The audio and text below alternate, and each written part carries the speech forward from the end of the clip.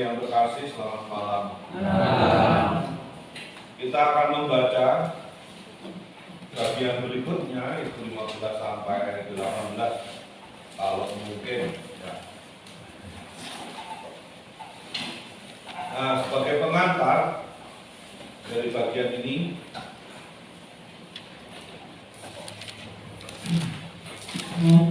di bab ini menyajikan semacam rangkuman pengalaman di padang gurun.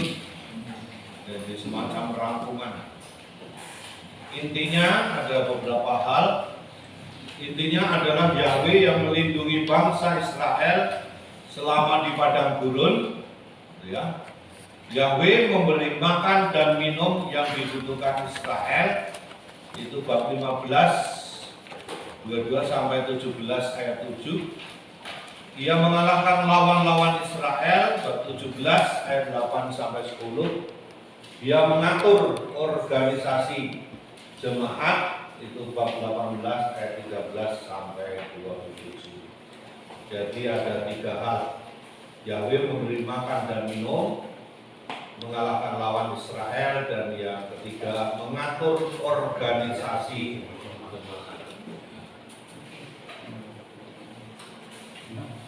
Bab ini melambangkan pengembaraan manusia dalam menemukan makna kehidupan. Saya kira itu yang penting. Baik sebagai individu maupun sebagai kelompok. Bandingkan Lukas bab 9 ayat 51. Coba lihat Lukas.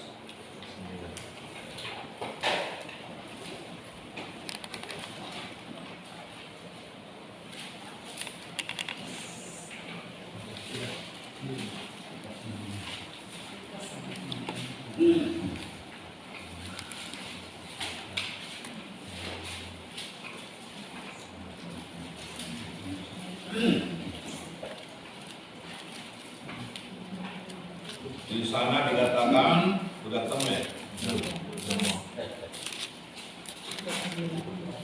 Lukas 9 Nabi Mata. Ketika hampir genap waktunya, Yesus diangkat ke surga. Ia mengarahkan pandangannya untuk pergi ke Yerusalem.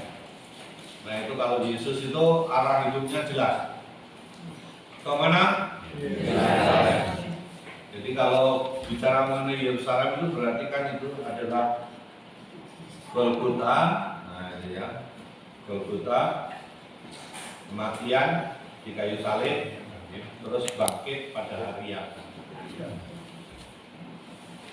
Jadi menemukan makna kehidupan baik sebagai individu maupun sebagai kelompok.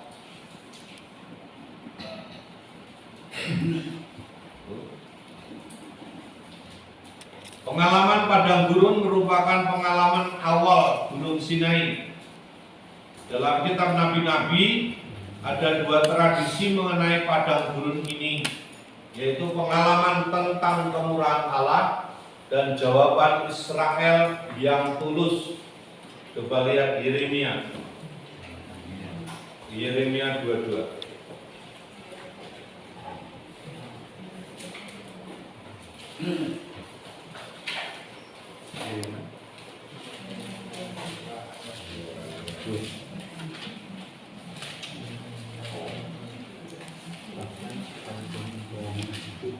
Siapa yang sudah ketemu?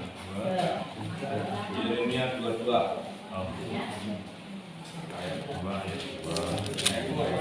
ayat 2. Pergilah.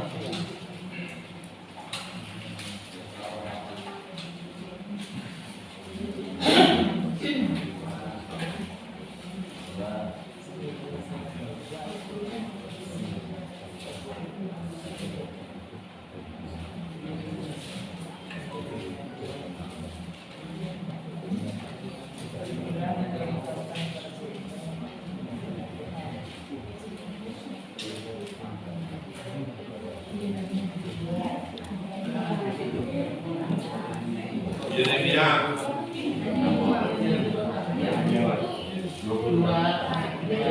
2 ayat 2. Yeremia 2 ayat 2.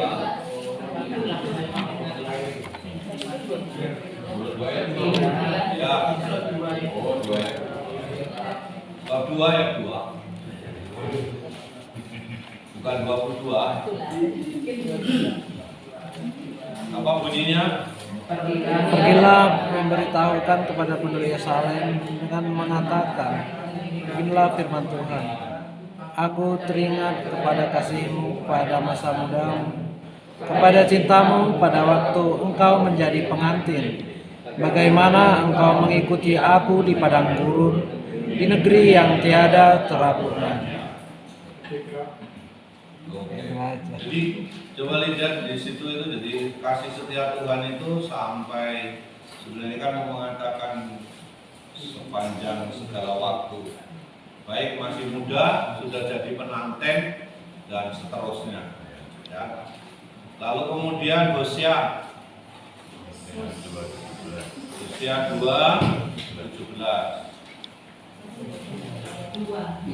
Ya, 17. Ayat 42 ayat 17.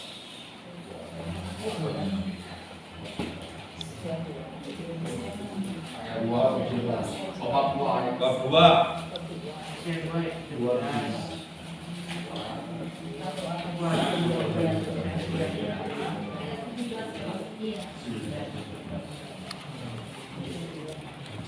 Sudah ketemu? Coba dibaca. Aku akan mengikat perjanjian bagimu pada waktu itu dengan binatang-binatang di padang, dengan burung-burung di udara, dan binatang-binatang melata di muka bumi. Aku akan meniadakan musuh panah dan alat perang dari negeri, dan akan membuat engkau berbaring dengan tenang. Oke. Di situ kelihatan sekali itu ya. Bagaimana Tuhan itu mengikat perjanjian dengan umatnya, dengan seluruh alam semesta, ya, diikutsertakan di dalamnya. Dan aku akan meniadakan busur panah, pedang, alat perang dari negeri, dan akan membuat engkau berbaring dengan tentram. Itulah yang disebut seringkali namanya shalom. Nah itu shalom. Damai sejahtera seluruhnya itu. Kalau Bapak Ibu membaca kitab Hosea itu, kita akan menemukan betapa luar biasanya Allah itu, karena Allah itu tidak pernah menceraikan. Mungkin kalau di bawahnya itu dibaca ya, bisa dibaca lagi. Ya, misalnya di bawahnya ini. Aku akan menjadikan engkau istriku untuk selama-lamanya, dan aku akan menjadikan engkau istriku dalam keadilan dan kebenaran, dalam kasih setia dan kasih sayang. Lihat di situ. Jadi sebenarnya itu kalau diterapkan pada Hosea pada waktu itu ya, mungkin sebagai laki-laki atau suami ya bisa mengusir istrinya, karena istrinya punya 3 anak tetapi tidak satupun itu hasil hubungan dengan dia, karena itu adalah hasil dari dia bekerja di bait sucinya Baal dan Astoret. Tapi dia mengatakan akan menjadikan istrinya untuk selama-lamanya dalam kasih setia dan kasih sayang. Dia tidak mengatakan, biarlah istriku tetap bersamaku, tapi aku tidak tidur seranjang dengan dia, tidak dikatakan. Atau pisah meja itu, tidak makan sama dia, enggak dia. Tapi dia tetap mencintai. Nah itu, tapi nanti kalau dibaca bawahnya itu, wah akan sangat mengherankan. Luar biasa kasih Tuhan. Nah dalam kitab Keluaran atau juga bilangan, tradisi kemurahan Allah lebih dominan daripada tradisi pemberontakan Israel. Jadi ada catatan di situ. Dalam kitab Keluaran, tradisi kemurahan Allah lebih dominan daripada tradisi pemberontakan Israel. Kalau kita baca di dalam Mazmur itu, jadi Tuhan itu tidak mengingat-ingat lagi kesalahan, itu kan sering kita dengar. Nah itu pengantarnya.